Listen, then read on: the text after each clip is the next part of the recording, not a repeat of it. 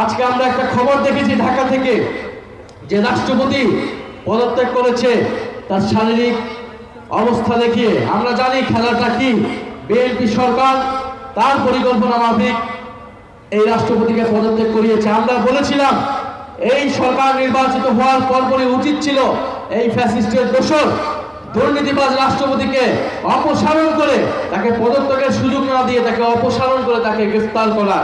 আমরা এখনো বলছি শারীরিক অসুস্থতার নামে বা কোনো ধরনের অজুহাতে এই ফ্যাসিস্টের দোসর রাষ্ট্রপতি চুপ্পুকে কোনো ধরনের সেফ এক্সিট বা বিদেশ যাতে পড়াতে না পারে সেই জন্য সজাগ দৃষ্টি রাখতে হবে এবং সরকারকে অনতিবিলম্বে এই ফ্যাসিস্টের দোসর রাষ্ট্রপতিকে গ্রেফতার করতে হবে।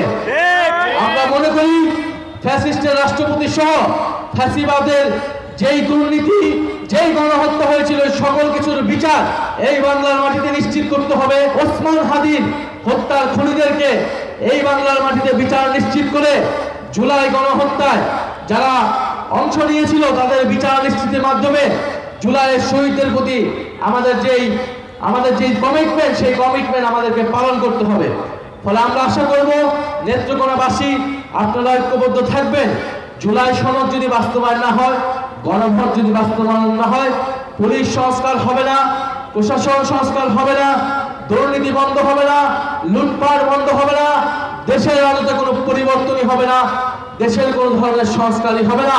আমরা একটি দলকে হটিয়ে অন্য কোনো দলকে বসানোর জন্য জুলাই অভ্যুত্থান করিনি, নিশ্চয়ই আপনারাও করেন নাই। আমরা চাই দেশের আমূল পরিবর্তন, মানুষ চাকরি পাবে, দেশে দুর্নীতি হবে না, আপনি থানায় গেলে আপনি সুবিধা পাবেন, আপনার কোনো জমি দখল হবে না, ভূমি দখল হবে না, বৈষম্য থাকবে না, আমাদের দেশের পররাষ্ট্রনীতি সার্বভৌম নীতি হিসেবে দাঁড়াবে, আমার সীমান্ত হত্যাকাণ্ড হবে না।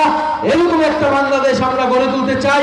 এই দেশের তরুণরা রক্ত দিয়েছে, ইনশাল্লাহ নেত্রকোনাবাসী যদি আমাদের পাশে থাকে আমরা সেই জুলাই গণ অভ্যুত্থানের আকাঙ্ক্ষিত বাংলাদেশ গড়ে তুলবো ইনশাল্লাহ।